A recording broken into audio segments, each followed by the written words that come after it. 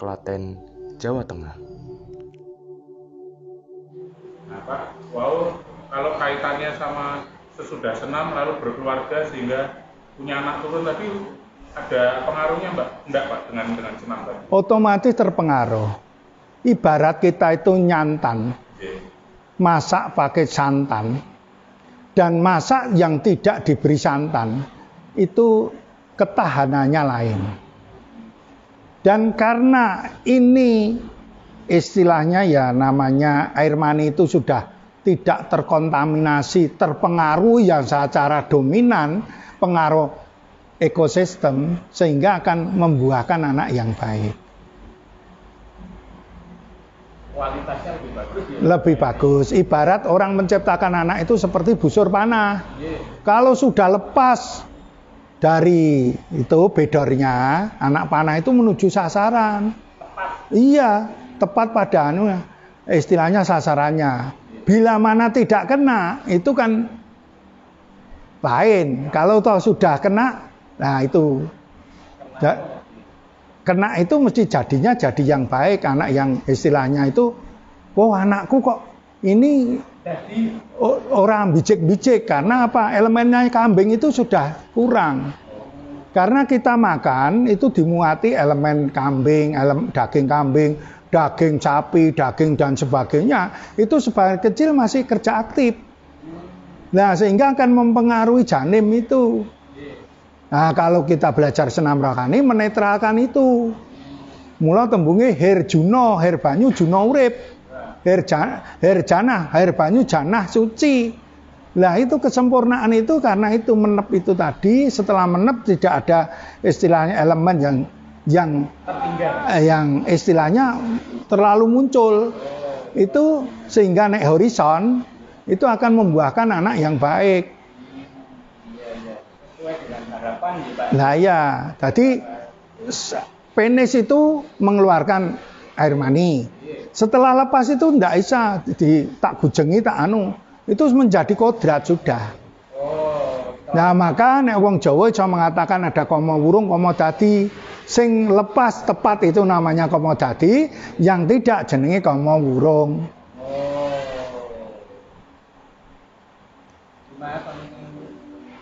Kalau ini Pak, ada yang orang Jawa tadi kelahiran anak itu terpengaruh karena hari lahirnya. Nggih, ngoten nggih. Gitu ya bisa. Namun bukan itu. Karena kemenepan itu akan menciptakan anak yang bagus. Jadi bukan dipengaruhi itu. Kalau dipengaruhi cuma hari ya akhirnya ya orang itu di penjara hari itu, dikuasai, dicengkeram oleh hari itu. Jadi pikirannya ke situ. Tidak.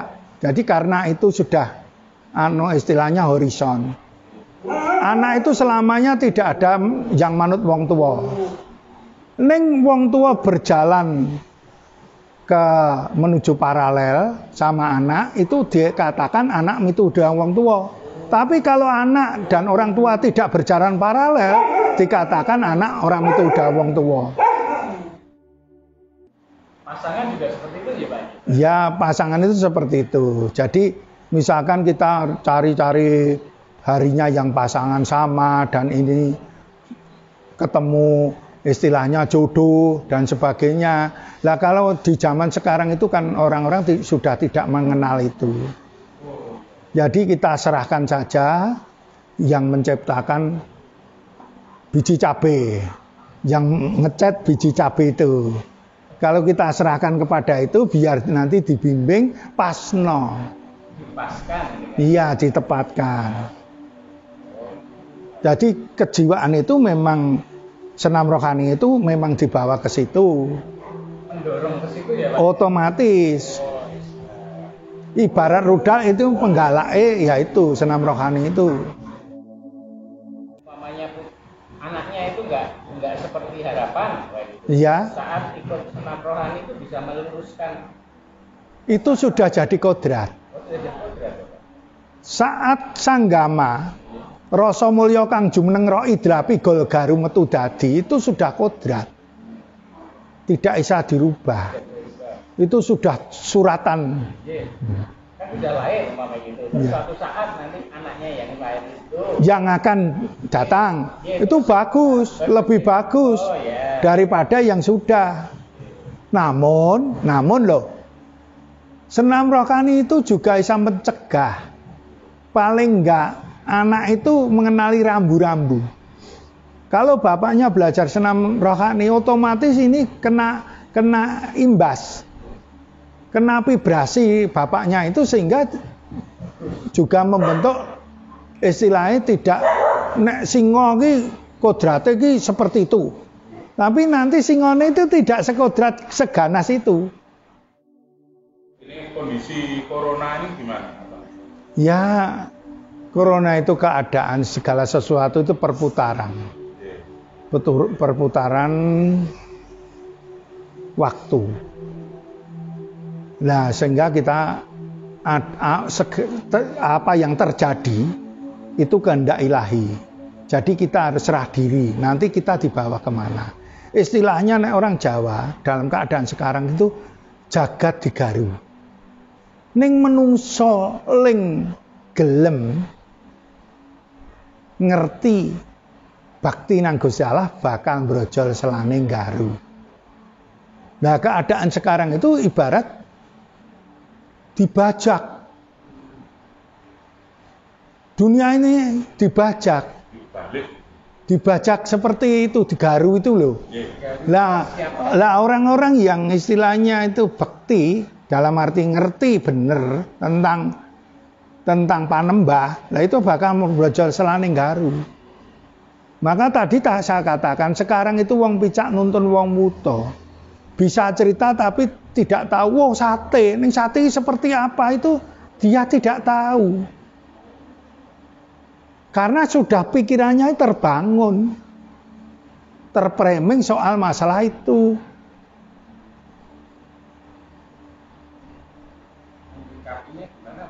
Ya kita serah diri saja. Itu biar nanti istilahnya kan kita itu mengeluarkan polusi pikiran kita, vibrasi.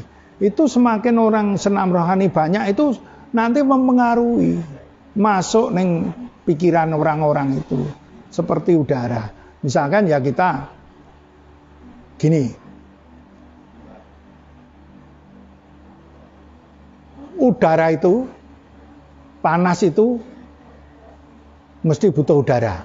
Udara itu mencari panas. Ya tak? Nek ketemu udara dan panas itu jadi angin karena udara yang bergerak. Lah mau diapakan angin itu ibaratnya seperti itu. Jadi kita harus bisa memilahkan mana garamnya. Jadi asin dan garam. Makanya asin dan garam tidak bisa dipisahkan. Bagaimana cara memisahkan asinnya dan garamnya? Gula dan manisnya. Gimana itu, Pak? Ya kalau kita serah diri seperti kita mengure mana minyaknya, mana airnya. Nanti seperti itu kita ada filter yang untuk mengenali itu. Jadi orang-orang istilahnya dulu itu mengatakan bahwasanya emas line buring tembogo. Mana emasnya, mana tembogone. Lah ada alat bantu mestinya yang bisa memisahkan antara emas dan tembogo. Nah, begitu. Bapak, terus terakhir tadi kan kita sempat lihat bekam ya tadi soal bekam. Iya. Nah, kalau pengobatan tradisional seperti itu sebetulnya yang prosesnya seperti apa itu Pak? Sebetulnya itu seperti itu akupuntur. Yang mana pengeluaran darah itu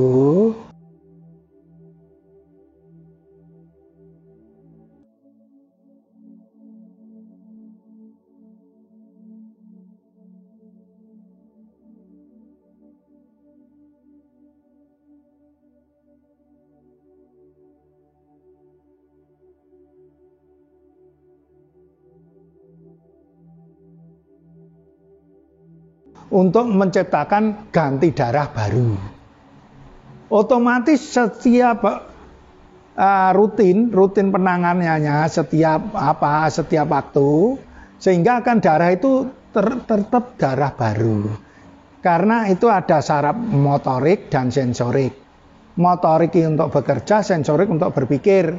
Itu masuk arteri, keluar vena, masuk jantung, keluar jantung. Nah itu ada di bawah fungsi luhur. Fungsi luhur itu di sini letaknya. Fungsi luhurnya? Fungsi luhur itu di atas otak. Nah itulah seperti itu. Kadang-kadang kalau fungsi luhurnya itu tidak bekerja aktif, sehingga orang itu bisa melihat, tapi bahasanya orang Jawa itu dikatakan, "Wo, paningalmu kaling-kalingan moto." Nah di situ. Nek paningale kaling-kalingan moto itu berarti ya sudah tidak lihat lagi. Iya nah? Nah, kira-kira kalau dengan metode bekam ini kira-kira penyakit apa itu Pak yang paling ini, atau yang berkaitan hanya dengan peredaran darah atau? Ya itu metabolisme peredaran darah. Ternyata saya dulu itu tidak yakin. Apa yang saya kerjakan tidak yakin, wong saya tidak belajar. Itu sampai saya itu dari pertama pakai dom karung, itu saya asah. Kedua kali pakai ya istilahnya kayak apa ya, kayak paku. Lah terakhir itu pakai silet. Lah dulu tuh ngekope itu pakai sumbu. Dulu sebelum ditemukan kop semacam ini. Lah itu praktek kemana-mana sampai Sukabumi, sampai di mana-mana itu saya pakai adah rimason. Lah bergulirnya waktu mikir, jet pakai itu adah film. Tapi masih pakai sumbu. Lama-lama itu jadi dari perkembangan dari paku itu, dari dom karung menuju silet yang saya putus, saya tancapkan sehingga akan darah itu keluar, kita sedot. Itu untuk pengobatannya, untuk itu. Ternyata saya buktikan dengan saya kasih ramuan-ramuan itu, orang ternyata banyak yang sembuh. Kalau kita katakan sampai yang namanya kanker payudara itu belum ada yang gagal. Itu bisa dicek dari door to door. Dari pintu ke pintu. Hepatitis C tadi ada juga. Orang yang sudah dioperasi payudara begitu. Orang yang gagal ginjal sama leper, hepatitis perutnya besar bisa sembuh. Yaitu karena apa? Karena tusuk itu membersihkan darah terus, ganti baru. Harus rutin juga. Rutin. Berapa lama? Karena di dalam darah itu ada prahma.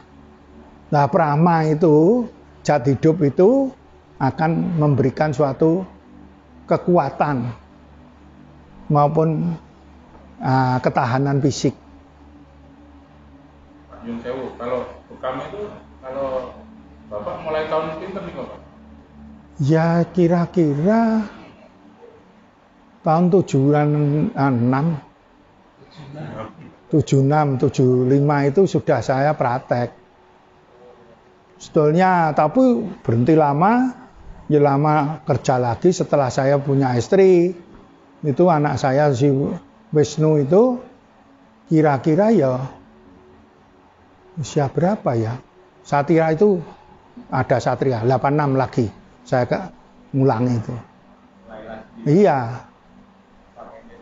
Iya, termasuk untuk menghilangkan polip itu saya gurah. Saya itu nyoba, mertua saya itu saya gurah. Itu polipnya itu bisa sembuh karena gurah. Sekarang masih gurah, Pak? Ya, nek dimintai tolong ya bisa. Tapi nek sekarang gurah itu sudah males. Soalnya apa? Lendirnya itu terlalu banyak. Jadi saya gurah itu, tengkurap, itu lendirnya itu bisa setengah ember itu. Bahkan ya enggak enak, mau makanan teringat itu enggak enak. Tadi cerita ada ramuannya itu Bapak nemukan sendiri atau juga? Saya itu kan ya sering prihatin. Wong tangga Teparo ini tahu semua. Lah seolah-olah itu kayak ada feeling. Oh, golek ana ning jenenge KM. Itu untuk menurunkan gula. Golek ana paihak paiho. Ya dan sebagainya. Termasuk empek, termasuk obat antibiotik tinggi, jamur salju. Itu sehingga saya bikin arang. Karena dunia ini dari arang. Semua itu arang sebetulnya. Kalau dikembalikan, ditarik ke sana arang. Matahari itu ya juga arang. Nah, unsur pertama ya itu arang. Jadi saya bikin arang itu untuk itu menyerap itu, untuk membersihkan darah. Jadi minumnya dibikin seperti arang itu. Jadi tadi kombinasi ya Pak, selain bekam juga. Ya nek cukup istilahnya tidak ada gangguan, misalkan macam-macam kanker, leukemia itu cukup saya tusuk. Dan setiap minggu saya buka, saya tidak menarik ongkos rupiah pun, dan saya kasih makan. Itu tiap minggu, itu sudah kira-kira ya nek 20 tahun ya sudah ada itu. Nah ya. Tapi kalau ada kombinasi baru komplikasi. Ya kalau saya cerita, nek kira-kira bersedia utawa cocok, yaitu ternyata ya itu Bapak Mas Sigit itu dari Basin itu leukemia. Orang Batur itu namanya siapa ya? Itu ya leukemia. Ternyata bisa sembuh. Nek Basin itu namanya Pak Slamet Raharjo. Leukemia. Nek ini yang hepatitis C, ini Bu siapa? Bu Darmi. Banyak sekali dulu itu orang-orang parah sampai orang stroke itu dikira orang pengemis tempat saya itu. Mau dikasih uang sama Hangga kesot. Aku orang ngemis, saya tidak minta-minta. Saya ingin minta diobati. Loh, saya bilang, apa ora keliru? Apakah enggak keliru? Enggak, saya mendapat firasat. Nah akhirnya saya obati, namanya Mbah Suro Gondok. Saya obati, sembuh bisa berjalan. Baik. Lah kesukaannya itu kalau seneng kerawitan itu loh, suka kerawitan dekat sinden-sinden itu. Nah itu istrinya kan 7. Nah dekat sinden-sinden sudah sembuh toh, itu ikut lagi Gambang. Lah bangun pagi subuh itu pulang dari Gambang, amor sinden-sinden itu ngantuk kecegur di sungai karena baratnya persis itu sungai. Akhirnya jadi meninggal. Nah, ini Pak, lalu kalau orang itu mudahnya membedakan antara sakit yang tadi jasmani dan rohani, kalau jasmani tadi dengan dibuka, rohani ini, lalu membedakannya seperti apa itu Pak? Atau itu yang bisa mengerti itu feeling. Jadi kalau orang itu sudah tertuntun, terbimbing, itu feelingnya ada. Oh, kowe kira wajar, kowe wajar. Jadi senam rohani itu orang yang tidak wajar pun ditusuk itu jadi wajar. Nggak usah ditanya kowe ditenung apa disantet apa dianu, nggak perlu. Untuk apa itu? Justru nak memperparah lah malah. Iya toh. Kowe disantet, ditenung. Itu memperparah justru, tidak mengobati itu. Membikin penyakit baru. Masalah baru. Nah belakang ini ada mau jadikan manten. Itu gua wah wis ndak karu-karuan. Popolannya dibantor-bantorkan. Carikan dukun kemana-mana sudah ndak. Nah akhirnya itu cari saya. Nah yang disuruh itu RW ini tempat saya. Pade nika si Coro nika kok ngoten banyake. Oh iya. Nah saya ke situ mau diarak ke sana dimantenke sudah sana itu wis siap omong tamu. Iya. Nah saya datang ke situ aku prut ya. Ayo kowe ngapa? Arep dadi nganten kok malah gulung kaya ngono. Tangi. Adus. Terus berangkat. Aku tak njaluk turu delok.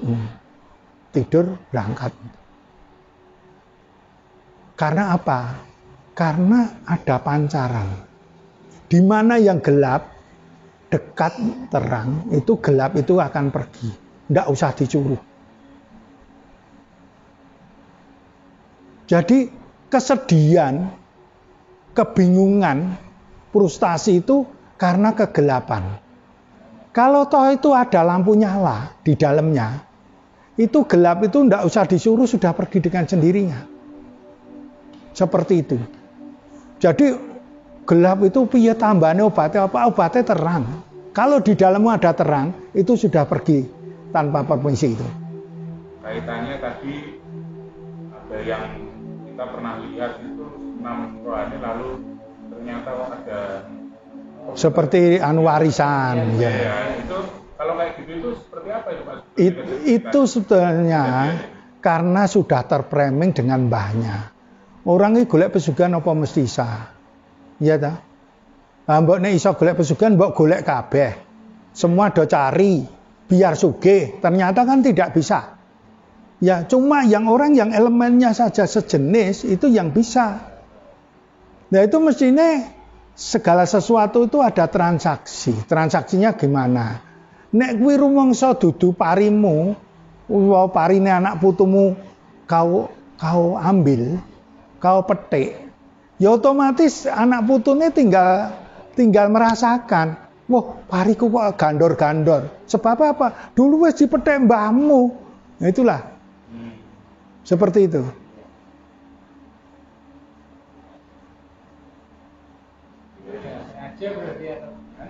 Gimana? Ya, terjadi seperti itu. Iya, transaksi seperti itu. Apakah yang melakukan transaksi itu sadar akan detailnya? Sebetulnya sadar. Kalau tidak sadar, tidak mungkin dia akan datang. Karena apa? Masalahnya karena pikirannya orang itu terbelenggu dengan adanya kemiskinannya itu. Sehingga mencari jalan tempuh yang seperti itu.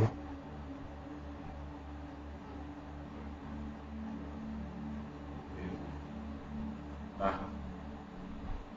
lalu kalau kita ada lagi yang tadi karena ya dibuat orang tadi, lalu ada karena keturunan tadi kan tidak mesti karena pesugihan, tapi ada juga karena mungkin kemarin kita ketemu itu ada yang simbahnya itu suka perang, zaman perang. Iya.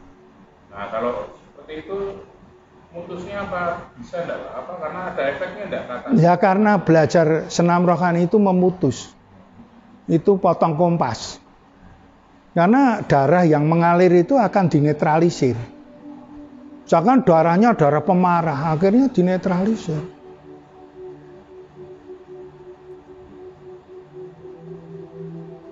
Jadi dikurangi sekali.